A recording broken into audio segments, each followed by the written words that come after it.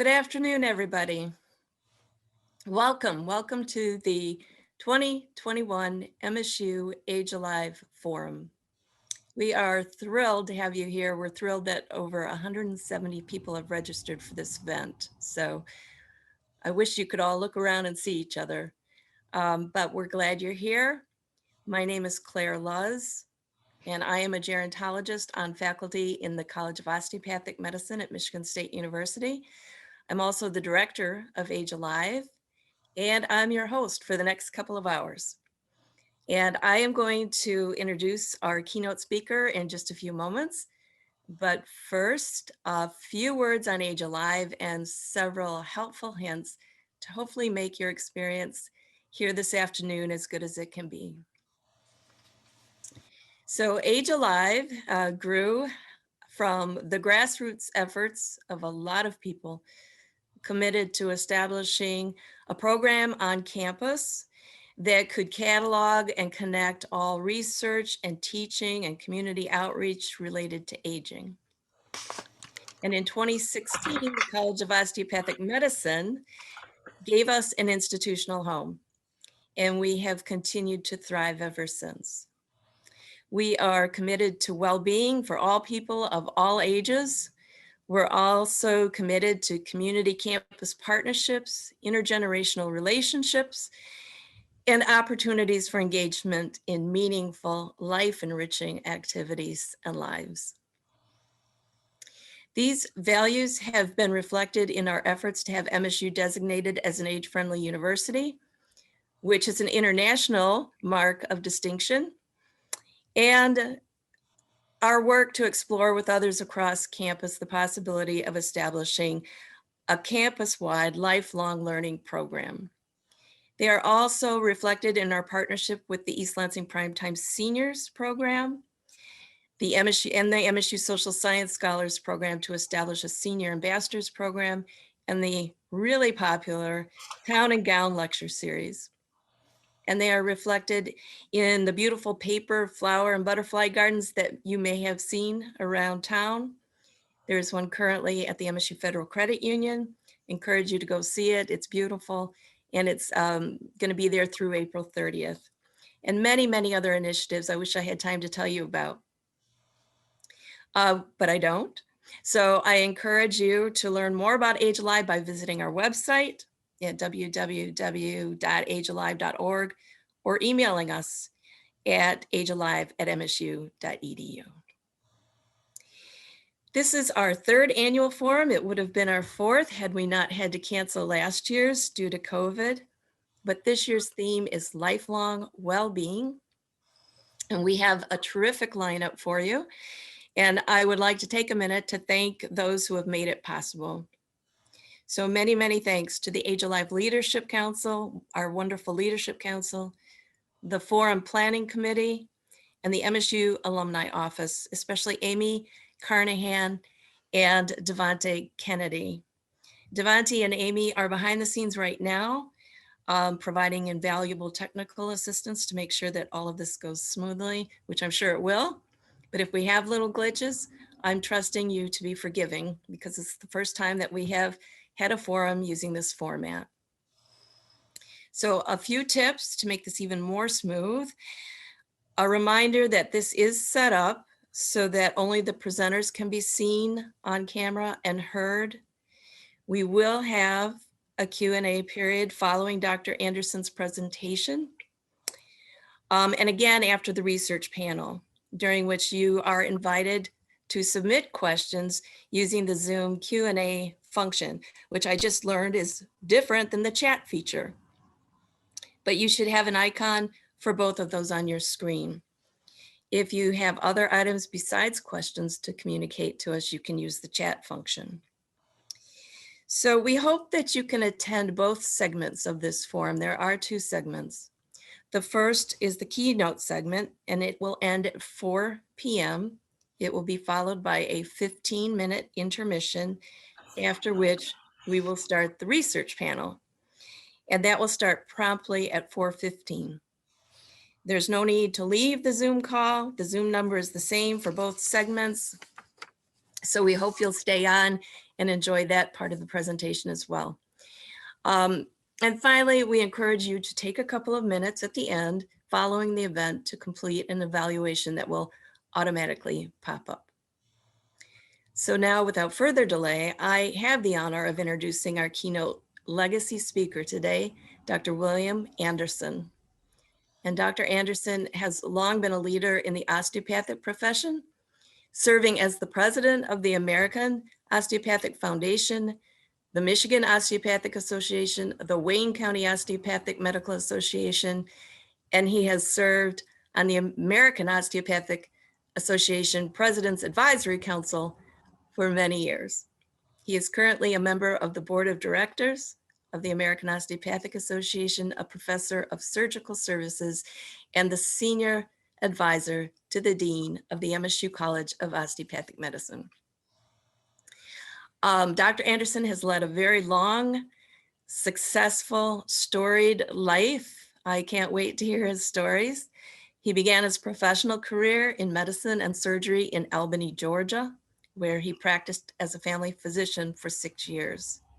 And during that time, he was the founder and first president of the Albany Civil Rights Movement, which spearheaded the movement in Southwest Georgia, working very closely with Dr. Martin Luther King, Reverend Ralph David Abernathy, Mrs. Rosa Parks, and others to advance not only the health, but also the general well-being of all of the residents of his Albany community. Dr. Anderson was married to the late Norma Dixon of Atlanta, who was also a civil rights leader. Together, they published a book in 2004 titled Autobiographies of a Black Couple of the Greatest Generation, and I highly recommend it. It gives a terrific behind the scenes and intimate look at the civil rights movement in America.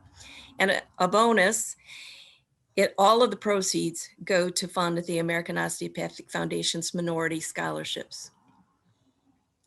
Dr. Anderson is the proud father of 5 children, 3 of whom have followed him into careers in osteopathic medicine.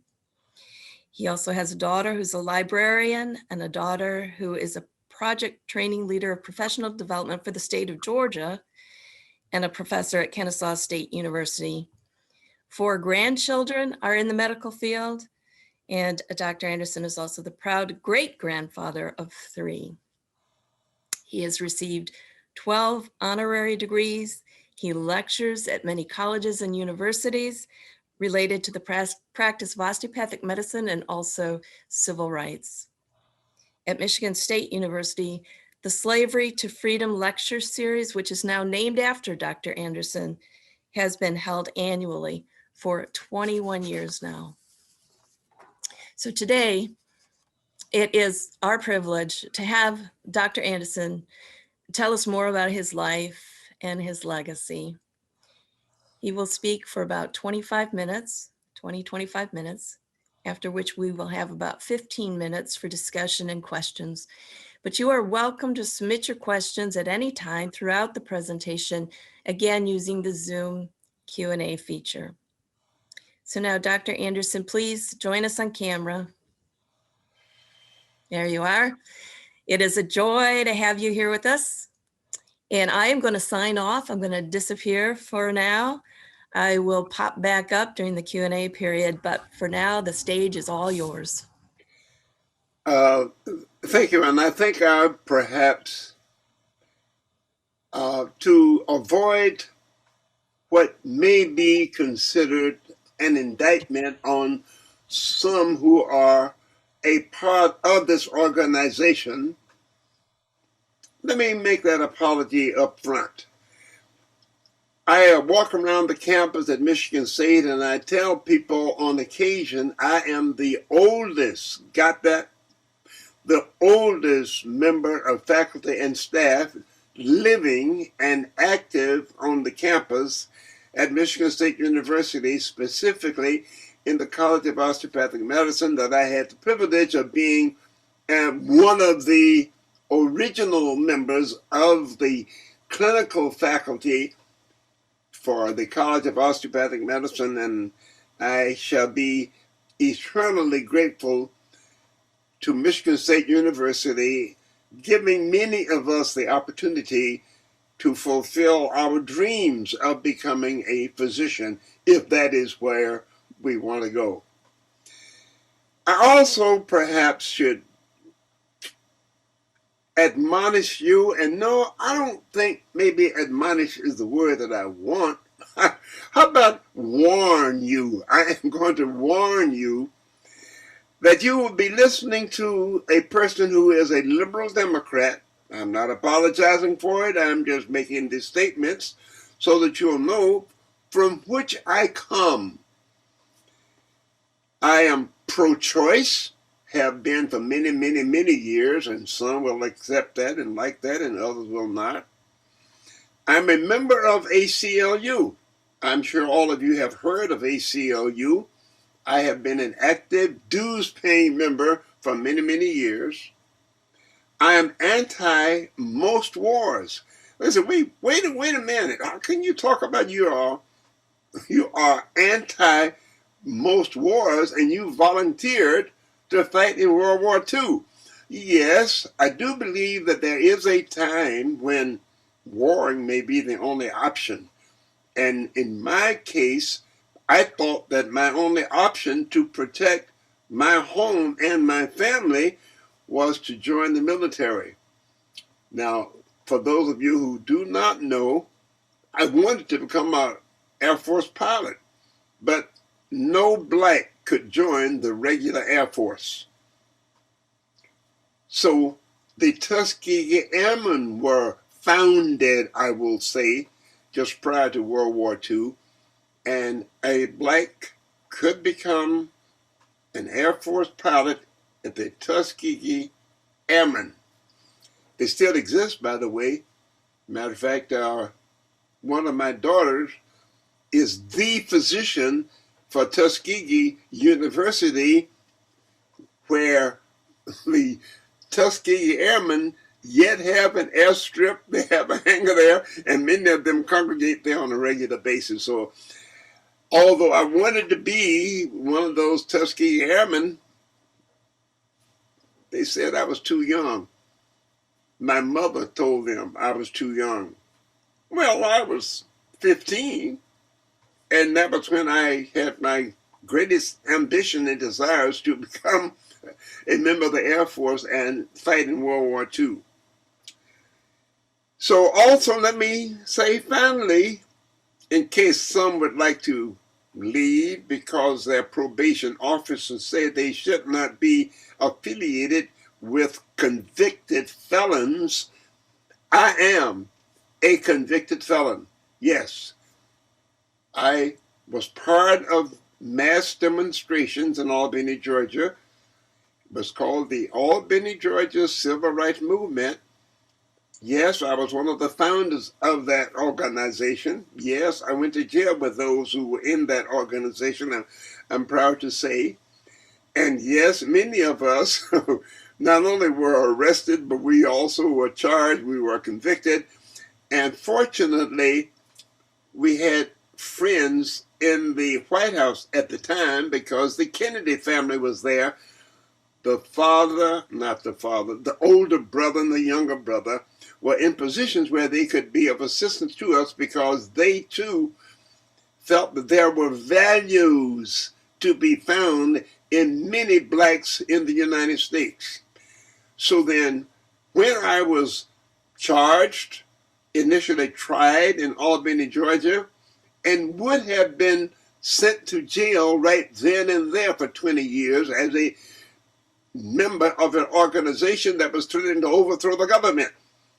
And you may say, did you do something like that? Yes, I must confess, I was part of an insurrection, not like the one on January the 6th of this year. No. This was a different one. This was a peaceful demonstration in Albany, Georgia, that was protesting the denial of the right of the city to permit blacks to register and vote. And that's how I wound up getting to be a member of that organization that became known as the Albany Civil Rights Movement. And yes, many of us were convicted And I went to court in Albany, Georgia, where the judge, who is dead now, I can call his name, J. Robert Elliott. But yes, and there was an all-white, all-male jury. So what chance did I think I had? Now, mind you, I only have 30 minutes, so I'm going to skip over a lot, but just let me let you know I came that close to being sentenced to 20 years in a federal penitentiary, except there was one member of that jury, a white man in a racist society, brought up in a discriminatory environment where blacks were excluded from practically everything of value. But that one man said, wait a minute, I can't send that man away. I had been practicing family medicine in Albany, Georgia for 5 years at the time. He said, I can't send that man away to jail for 20 years with the service that he is providing for this community, taking care of many of my employees, actually. So he hung the jury. One person hung the jury. Well, that gave me some relief for a little while. However, the prosecuting attorney says, well, this will not be the end. I will bring it back. And they did bring it back, except that this time it was the Kennedys, Bobby Kennedy and his son, who said, we will transfer that case to Michigan because Anderson now is not in family practice in Albany, Georgia. He is now a resident in surgery in Detroit. And let me interject. At this point, there'll be a lot of stuff to interject, so this might take about a few weeks. But in Michigan, I had to go and stand in a trial again. And this time, it was in Detroit. And the judge heard the case, and he says, I am ready to pronounce sentence.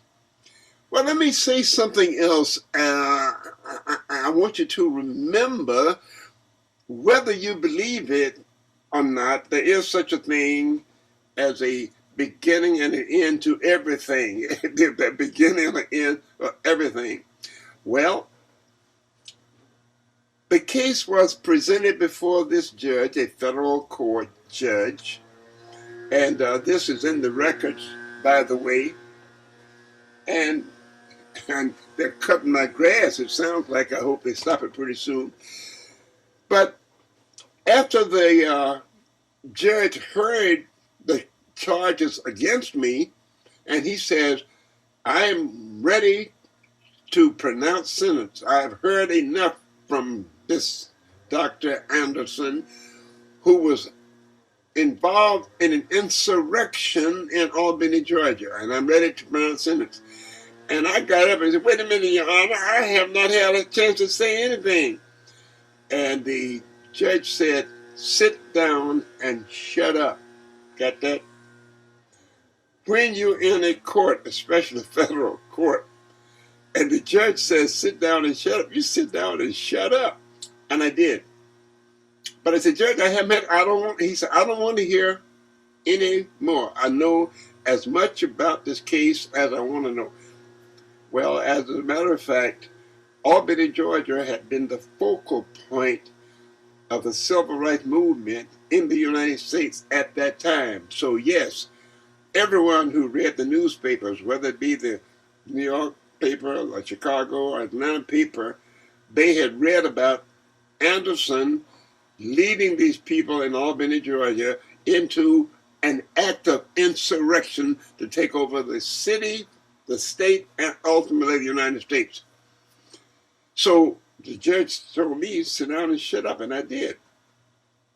He says, I am going to sentence you to 20 years in a federal penitentiary at hard labor. I died. Now, for those of you who do not believe in birth, death, and the resurrection, let me explain it to you. there is such a thing. You know, I was born, obviously, I was born and probably caused a lot of trouble when I was growing up because of my ambitions. But then I died when I was sentenced to 20 years in the federal penitentiary. I said, Judge, I can't do that. Well, Judge, I do the best you can. Well, then he paused and he said, however. That is a word that I will forever remember. However, I'm sentencing you to 20 years in the federal penitentiary. However, well, I wanted to know what the however is. I heard the 20 years. However, I'm going to suspend that sentence and place you on probation. That was 50 years ago.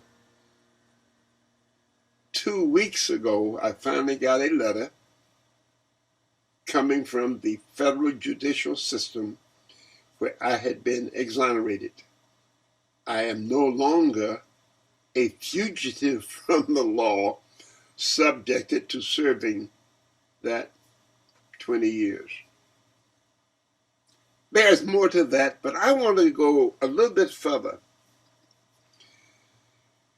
I have been asked on several occasions why it is I continue to do what I do. I had a good practice in Georgia. I was the first Black osteopathic resident in surgery in Detroit, and only the third in the entire profession, and that's another story. And because we'll have to take a week or two to give you the entire story, but let it be known that I was motivated, now that I've had the opportunity to practice medicine, raise a little money, get married to a magnificent woman, getting to know Rosa Parks and become her physician, getting to know Rep. David Abernathy. He and I were classmates in Alabama at Alabama State College for Negroes, and that was what was written on the side of the bus. But not only did I get to know Abernathy there and Rosa Parks there, but Martin Luther King, who was going on to become a minister, PhD. He finished Crozier Theological Seminary, Boston University. And where was he called to pastor? Montgomery, Alabama, where I was. At what church? Dexter Avenue Baptist Church, where I belonged. So I'm saying that these things happen even though we could not have planned it. These things happened, and it is up to us as individuals to take full advantage of the opportunities that we have, not just to help ourselves, but to help many others. So, since the judge said, I do not have to serve that 20 years right now, he says I'll suspend that sentence. Then I look back on what am I going to do now? I have finished a residency in surgery, great practice, great leaders in the Department of Surgery, many of whom are deceased now. Don Ratty, good friend. And for those who think that all white people in positions of leadership are against blacks, that's not so. There are many that are willing to help those that are willing to help themselves and to help others. So I said to myself, I had the opportunity to practice surgery in Detroit, the first Black osteopathic surgeon.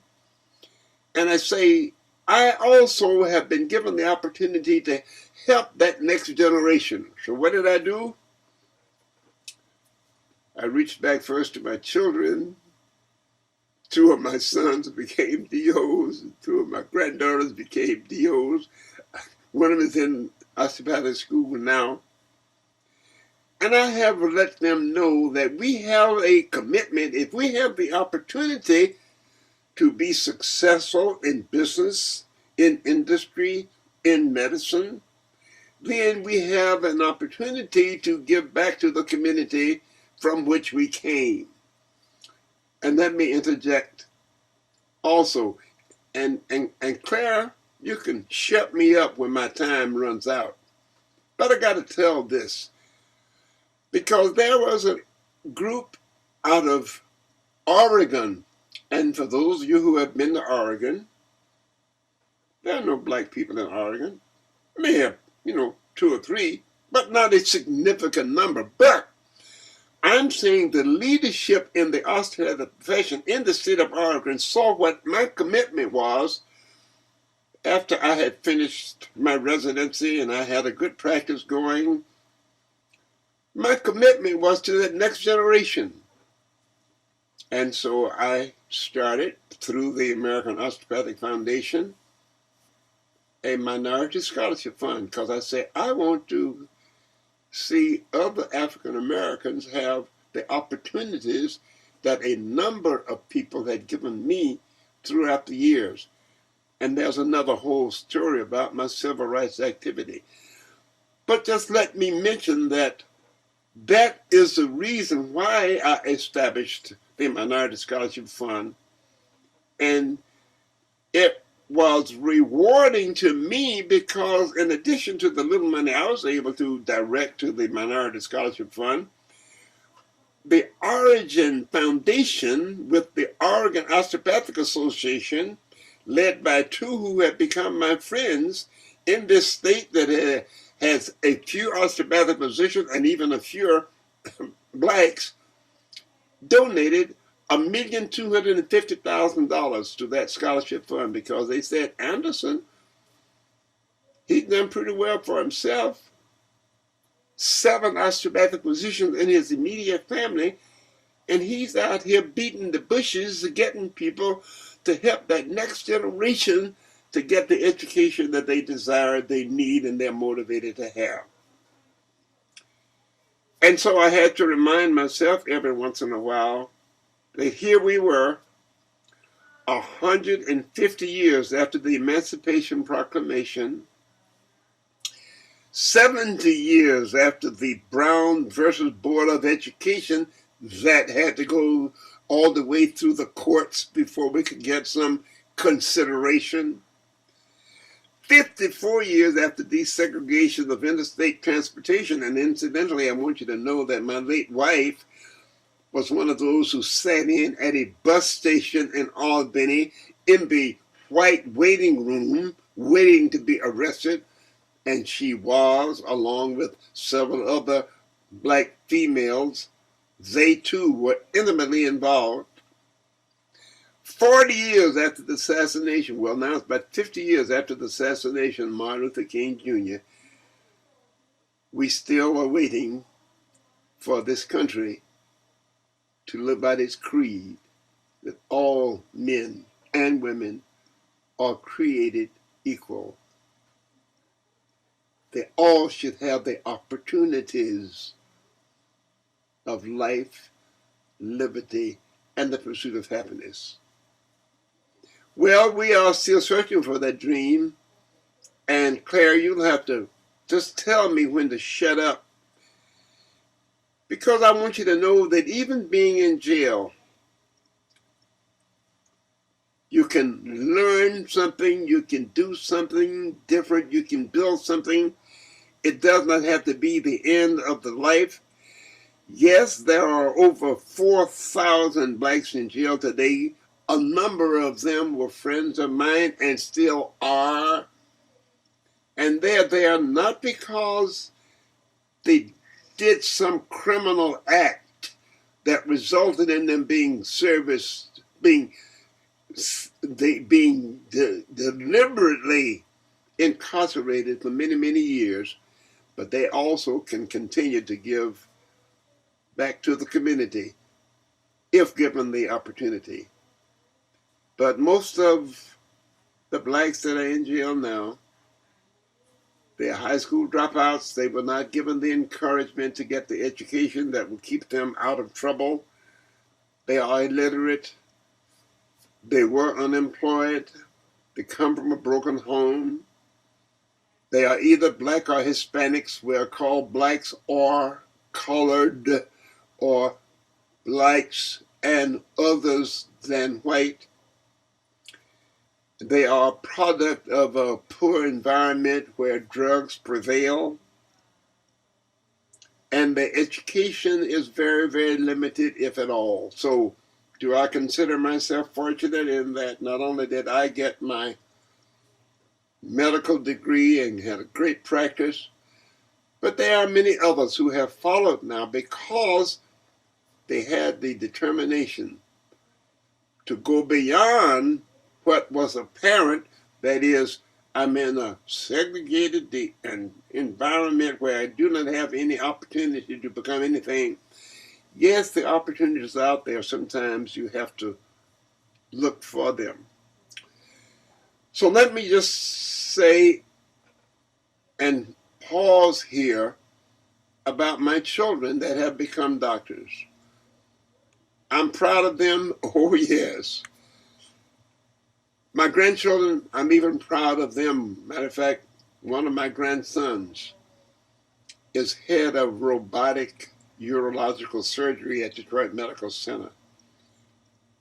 One of my granddaughters was an internist teaching medical students and residents in internal medicine at Detroit Medical Center. Another one of my OB-GYN sons is in Las Vegas, and an OB-GYN son was practicing here in the Detroit area.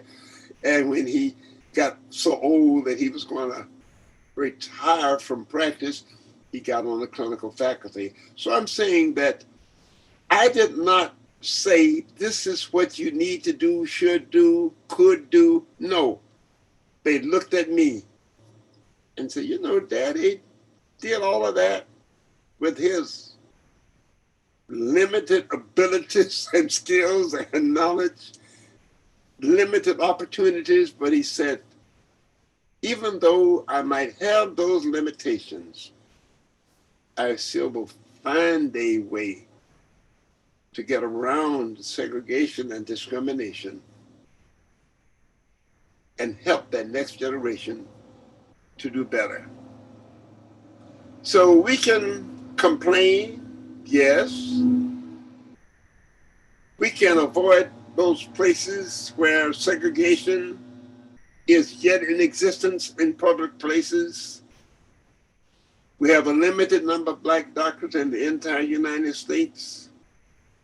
And we have over 1 million Blacks and Hispanics who yet are in need of the opportunity to get the education and to get a position. I'm going to stop there, even though I do not see the hand being raised now, but I expect it will be. I want to express my appreciation for the members of this organization that is setting an example that we can follow, whereto we will have the opportunity to make it better for the next generation. So I'm going to stop there and entertain any questions that you may have. Claire, I pause. Thank you, Dr. Anderson. That was wonderful. And I'm so pleased to open it up to questions now.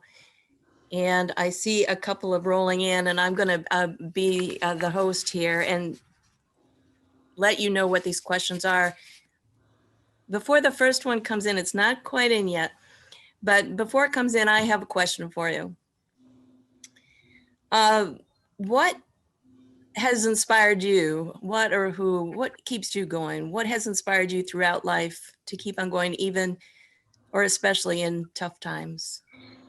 I wish I knew the answer to that. And I wish that I knew a way to package that motivation and pass it on to others.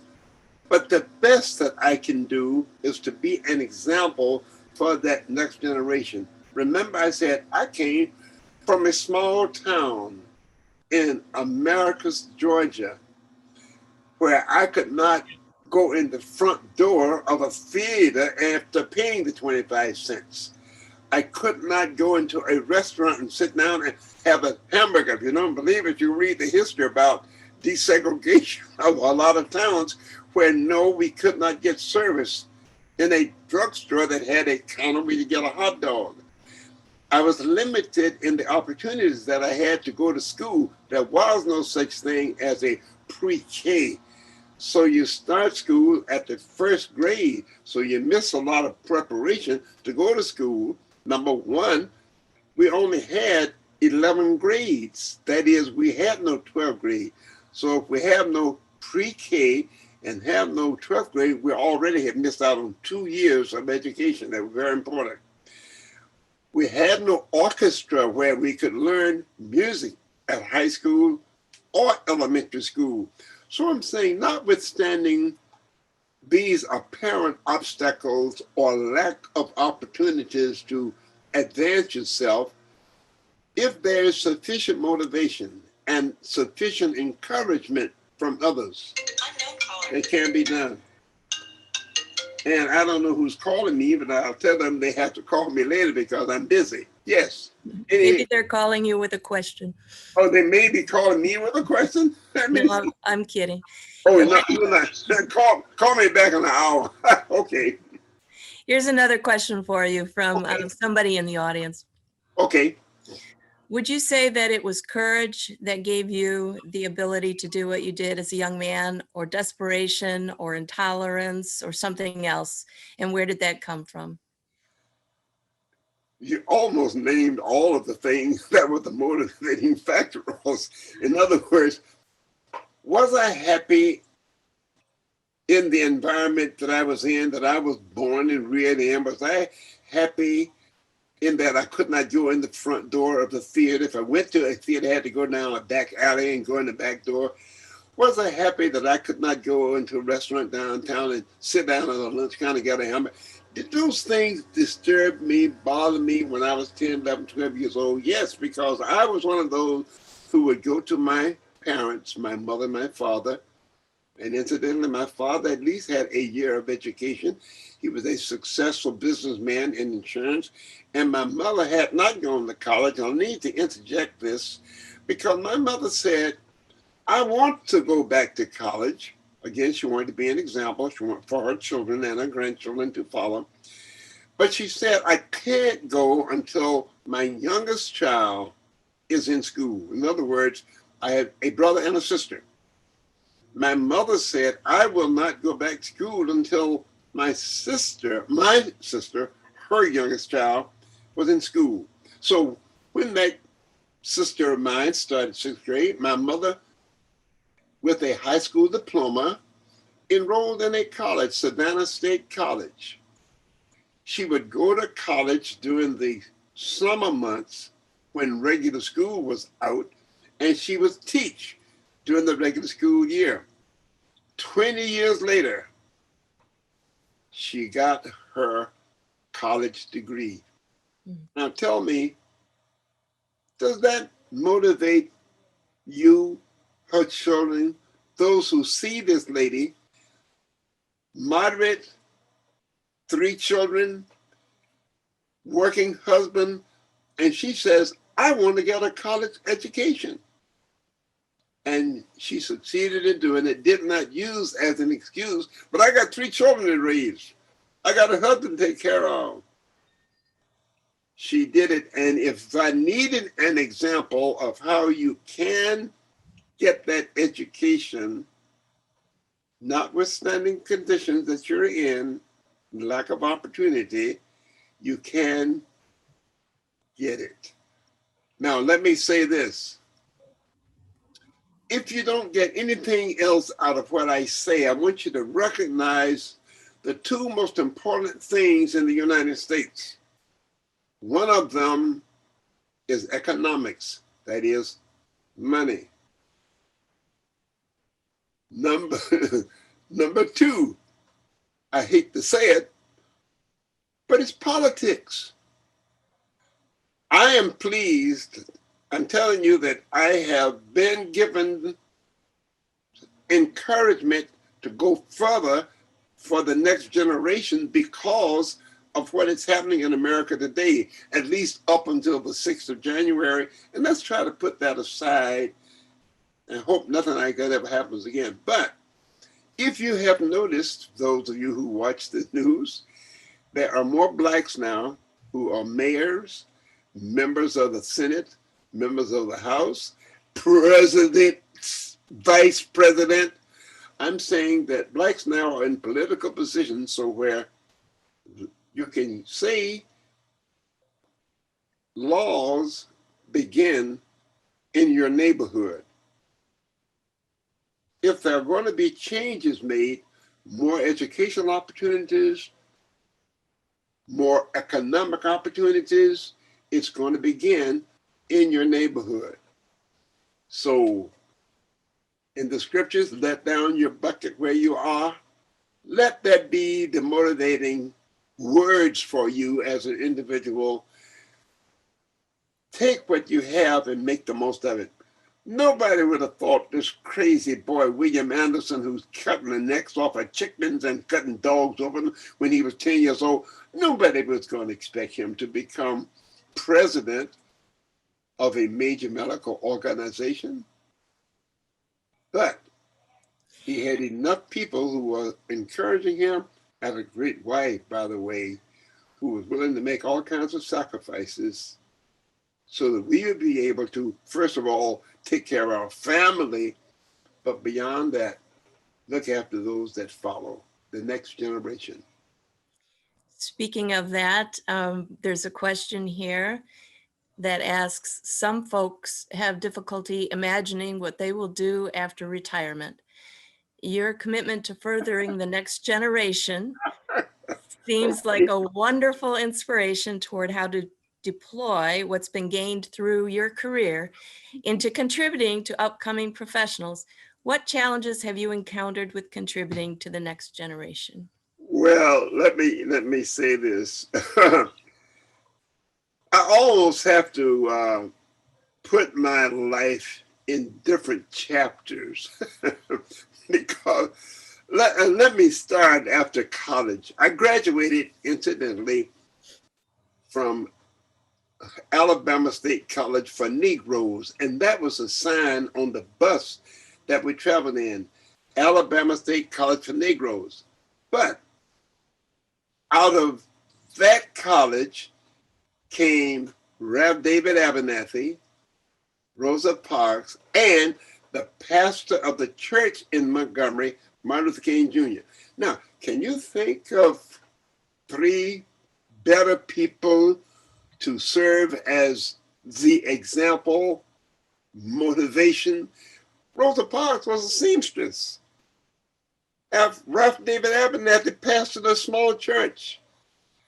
Martin Luther King came out of a church, and incidentally, that same church that he came out of in Atlanta now has produced a black member of the United States Senate. So I'm saying that sometimes you have to identify with someone who has been where you were and look where they are now, and you wonder, how did they get there? And I can tell you this. While I grew up in a racist society, there were enough white people that saw in me something that could be helpful to them so that I could name them one by one. All whites are not racist. All blacks are not subjected to being prohibited from exercising whatever right they may have to get to where they want to be. Thus, look at where we are today. Mayors, governors, city council, vice president of the United States. So I'm saying that if I were to say anything that would encourage someone to continue, look at how far we have come. Now, mind you, it's been a long time. It's been over 100 years. But look where we are today and the opportunities that we have. And if we pass up those opportunities, we deserve to go back. Mind you, my father was born a slave. His mother was born and reared as a slave. I am a child of one who came here as a slave. So the next question, what led you to your association with MSU? I was active in the osteopathic profession. I need to put in another little story. Why did I come to Detroit? I came to Detroit because there were more black DOs in the city of Detroit than any other city in the United States. Why? Because there were places where black DOs could practice, hospitals that they could use. There were no black specialists. But I saw the opportunities for myself and my family were more in the Michigan area than elsewhere. But it was the other people in Michigan, I'm talking about people who lived in the suburbs, lived in the rural areas, that did not have adequate access to doctors. They didn't.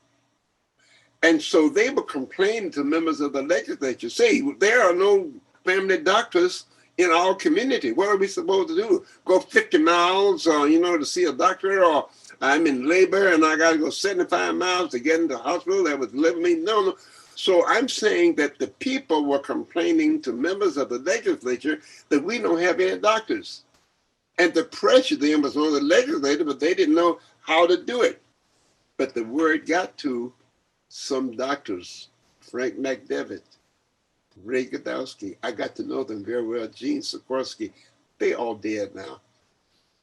But they said, we have to do something to give back to the communities that have helped us to become successful doctors. You got that? Some will sense, look, these people helped me. I need to do something to help them. So what they said was, we'll start an osteopathic school here. There were only 6 colleges of osteopathic medicine in the world. Today, there are 60. So they said, we'll have to do something, and let's start a school. Members of the legislature says, okay, we can support you in your effort to start a college of osteopathic medicine in Michigan. But we have a stipulation. It must be affiliated with one of the colleges.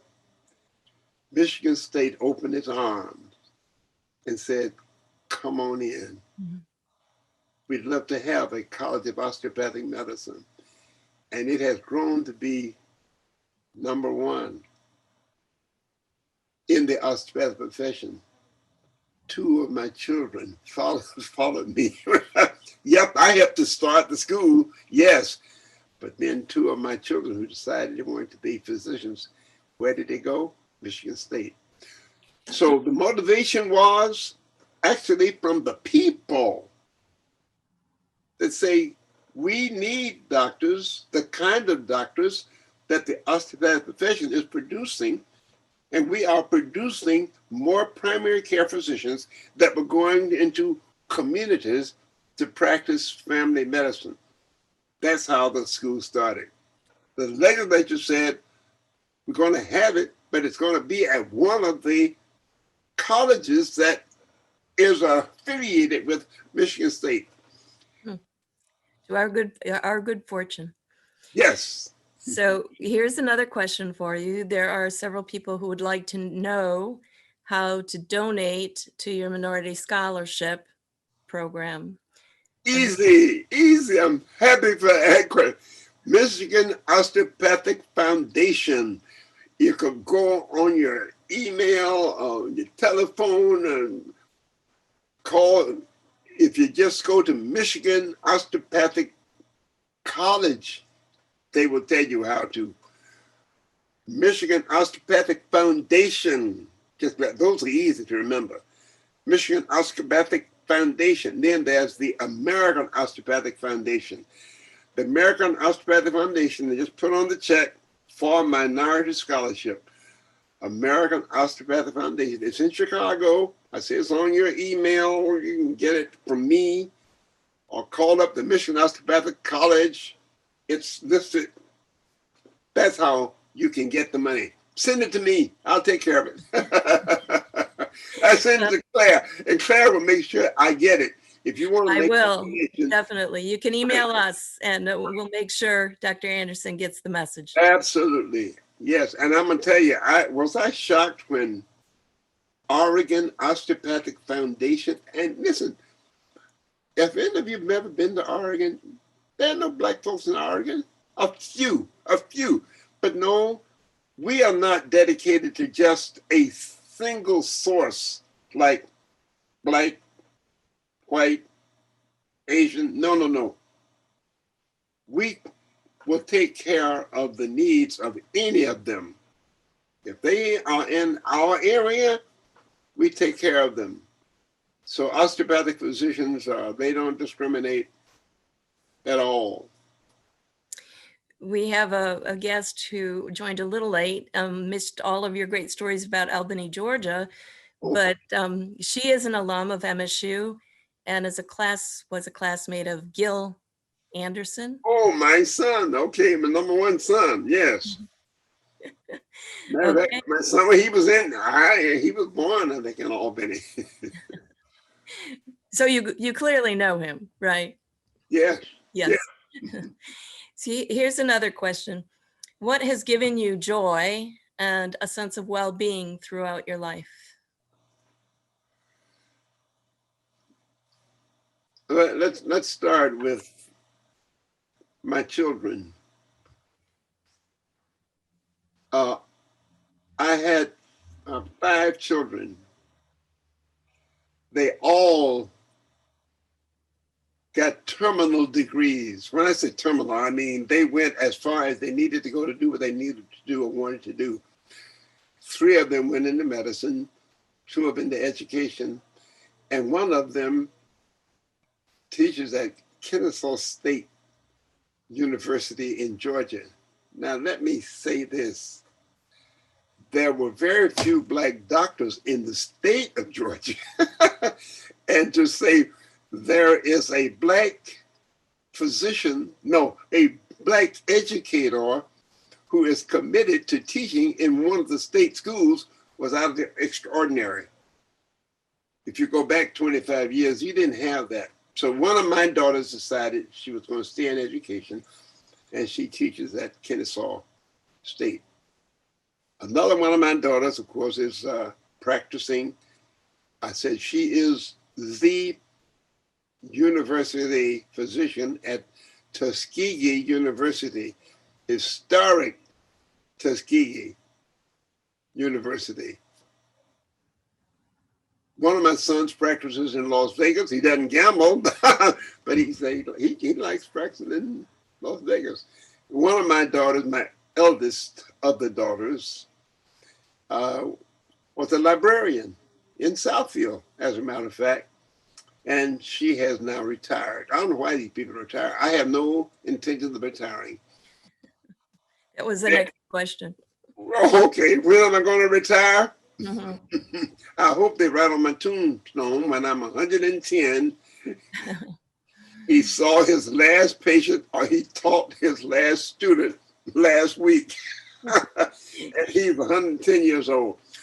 No, I do not look forward to retirement. I hear a lot of people say, I can't wait to retire. I got to retire. No, I love what I do. In other words, I practiced surgery for 25 years. That was my life's ambition. What do you do next now? Your life's ambition, and they won't let you do that anymore. When you pass 65, you better start looking for something else to do if you're a surgeon. So they can't do that. What could you do next? The next thing I do is help that next generation.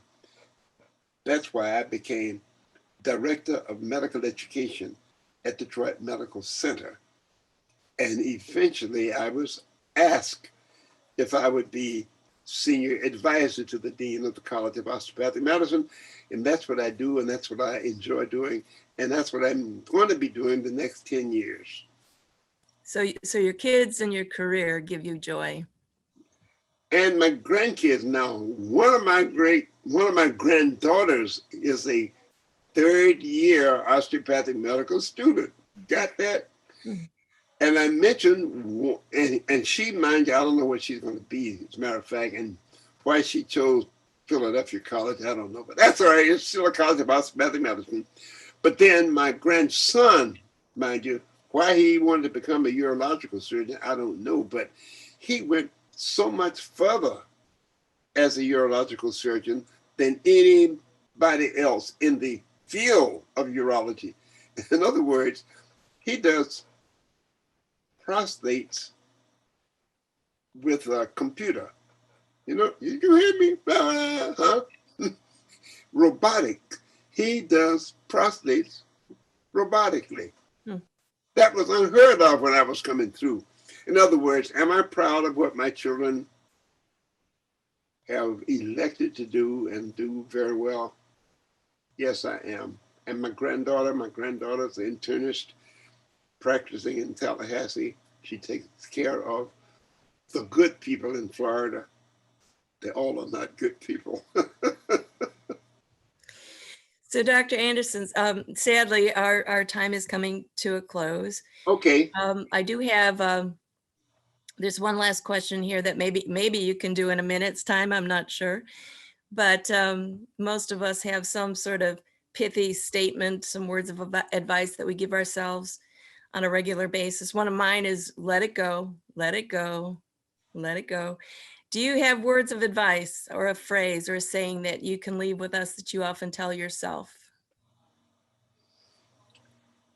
If they do not remember anything else that I say, you have to put your energies where they will be most effective and beneficial to those that follow you. If you don't leave something behind of value, you may as well have stayed where you came from. Now, you can tell me where you came from. But what I'm saying is this. 2 words, mind you. Economics and education. That's all you have to remember. Forget everything else I've said. 2 words. Education and economics. And listen, people, they go hand in hand. If you have the economics and don't have the education as to how and when to use it to help others and help generation, it's going to leave you. We're going to take it away from you. Education, if you don't know how to manage what you have, you're not going to keep it. So, Those are 2 great words. words. Well, that's all. Huh? 2 words. Economics, education. E. Now, I didn't go back to talk about how we came out of slavery. You could regale us with stories forever, I'm sure. Yes, but well, it's one thing that has been a joy for me is to be talking with you. It's been so great to have you with us. Thank you. Very special thank you to you, Dr. Anderson, and to everybody who has joined this presentation, this event. I think you're an inspiration to a lot of us and certainly exemplify all that AgeAlive stands for. So thank you again for your stories. Before we close, I encourage everybody to stay on the line in the room during our brief intermission and reconvene shortly for our stellar research panel featuring diverse, interesting, important aging-related research being done by MSU faculty and students. And I know you won't be disappointed. So the research panel is going to begin promptly at 4:15. For those of you that don't stay with us, on behalf of AgeAlive, we wish everyone lifelong well-being, and thank you for being with us.